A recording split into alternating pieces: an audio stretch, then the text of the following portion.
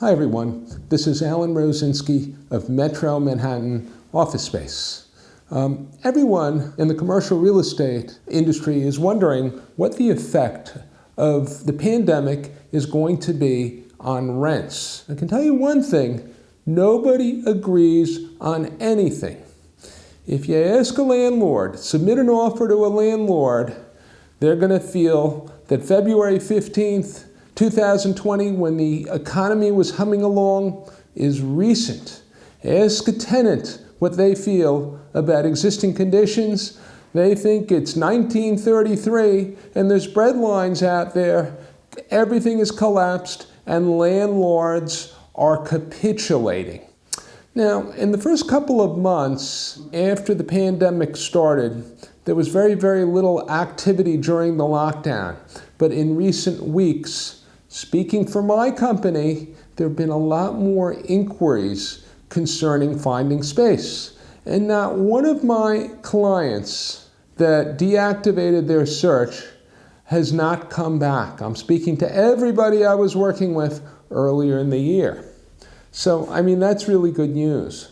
But there's just such a discrepancy between what landlords are looking for and tenants are willing to pay that it's made it difficult to make deals. So I'll give you an example. What do you do? What happens when you have an offer on a retail space for $9,000 when the landlord is asking $15,000? How do you make a deal?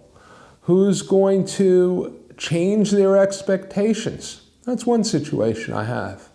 I have another situation with a nonprofit organization that has made an offer on a 3,000 square foot space in Midtown Manhattan in a Class A building.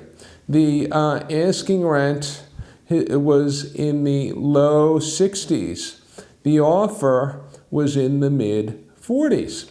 The response I got from the landlord was, we really appreciate the offer, but we're a little too far apart to provide a formal counter. I haven't heard from the tenant as of yet, but there's just such a disconnect at the moment that a broker can be working with 24 clients, no guarantee that you can make a deal. Because this situation is very, very unusual because it happened very, very suddenly. Now, one tenant I'm working with asked me for a data points on where the market is. There's no data points. This sort of information where deals are made is extremely confidential. Every broker, every tenant rep broker has to sign in the brokerage agreement not to disclose the final terms of a deal. So where it's public information, what leases are being signed, which buildings, the square footage, the ultimate deal terms are not available easily. They're not in the press, and at this point, they're really not accessible. So because of the sudden nature of what occurred, it's not really clear where the market is at the moment. It's very uncomfortable for tenants because they don't know where they can make a deal. This is unlike the stock market where the transactions are very transparent and you know the value of a stock to the cent within 1,000th of a second. Real estate is not like that. Commercial real estate doesn't operate that way. So the obvious question is, where is this all going? Are landlords ultimately going to greatly reduce their rents? Or are tenants going to step up to the plate and agree to pay somewhat more than they're comfortable with? Now, I think one thing to keep in mind is commercial landlords are going to be very, very resistant to reducing their rents. If they do so, it's going to be a gradual process. What they're going to do first, and what they're already doing, by the way, is they're offering more in the way of concessions. You can get more free rent, more of an allowance for a build-out than you could have before. compared to February 2020, the rents are much more negotiable. Maybe landlords will negotiate 15, 20, 25% of a rent reduction, whereas before the pandemic, space was priced within 5%, 10% of where it was on the market. And if you got concessions like free rent and a build-out, you'd be paying pretty close to the asking rent, in some cases, the asking rent.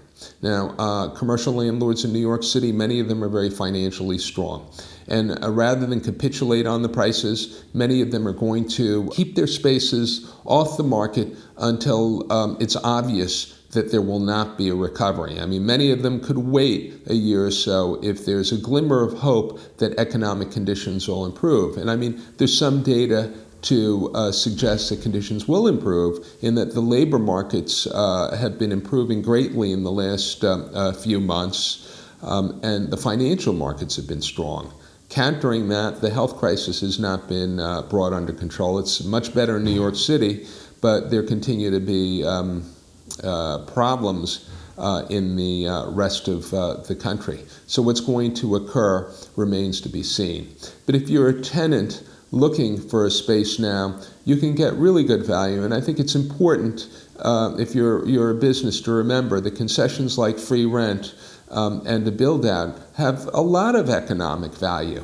And if a landlord doesn't agree to what you're looking for on the base rent, you can make up for it to some extent, that they're going to give you a generous package of free rent, and they're going to build out a space for you. So I hope this is useful for you. If you have any questions, feel free to tweet them to me. My Twitter handle is @Metro Manhattan. Feel free to subscribe to my YouTube channel, and until the next time, bye now.